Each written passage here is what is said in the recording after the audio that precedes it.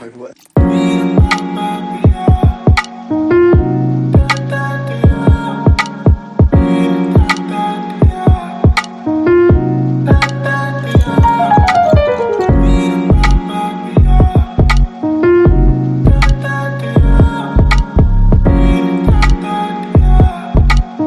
রান্না শুরু করছি শাওন পাকশালা কবিতার ছন্দে।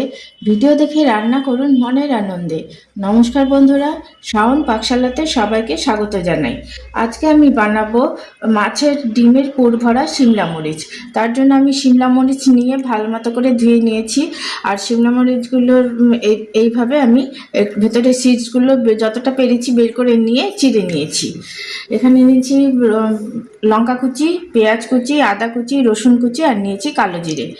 আর এখানে নিয়েছি মাছের ডিমটাকে নিয়েছি। এখন আমি পুরটা তৈরি করে নেব। মাছের ডিমের পুরটা তৈরি করার জন্য আমি কড়াইতে 2 চামচ সর্ষের তেল দিয়ে দিয়েছি। তেলটা গরম হয়ে গেছে, এখন আমি এর মধ্যে দিয়ে দেব কালো জিরে ফোড়ন, দিয়ে দিচ্ছি রসুন কুচি, দিয়ে দিচ্ছি আদা কুচি, কাঁচা লঙ্কা কুচি, পেঁয়াজ কুচি, পরিমাণ মতো লবণ, দিয়ে দিচ্ছি হলুদ গুঁড়ো, ঝাল লঙ্কার গুঁড়ো। ঝাল লঙ্কার গুঁড়োটা অপশনাল, আপনারা চাইলে নাও দিতে পারেন। সমস্ত কিছুর সাথে ভালো মতো করে একটু ভাজা ভাজা করে নেব।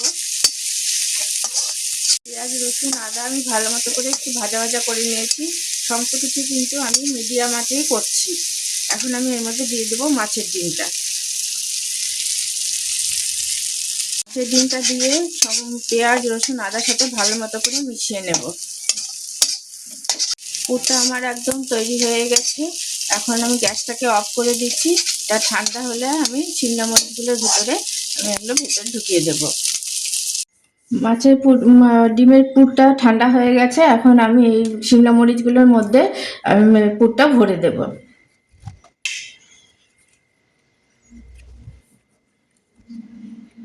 আমি শিমলা মরিচগুলোর মধ্যে মাছের ডিমের পুরটা এরকম করে এই যে ভেতরে এইভাবে ঢুকিয়ে দিয়েছি।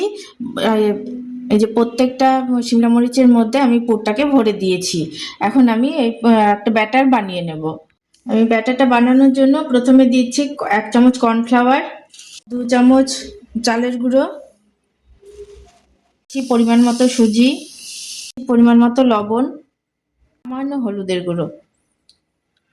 আমি ব্যাটারটা বানিয়ে নিয়েছি। এখন ব্যাটারে ডুবিয়ে আমি এখন সাদা তেলের মধ্যে ভেজে নেব। এটা ডিমের পুর ভরা শিমলা মরিচগুলো ভাজা হয়ে গেছে ভালো মতন করে। দেখুন উল্টে পাল্টে আমি লাল লাল করে কড়া করে ভেজে নিয়েছি। এখন আমি এটা তুলে নেব। এটা সার্ভ করার জন্য একদম রেডি। এটা খেতে দুর্দান্ত লাগে এবং চটজলদিও হয়ে যায়। এখন তো মাছের ডিম পাওয়াই যাবে বাজারে, আপনারা এটা এনে খাবেন। আর এটা ডালের সাথে, খিচুড়ির সাথে বা সন্ধ্যাবেলা চা কফির সাথে স্ন্যাক্স হিসাবে খেতেই পারেন। আর এটা করে খেয়ে ভালো লাগলে আমার চ্যানেলটিকে সাবস্ক্রাইব করবেন, লাইক করবেন, শেয়ার করবেন এবং কমেন্ট করে আমার পাশে থাকবেন।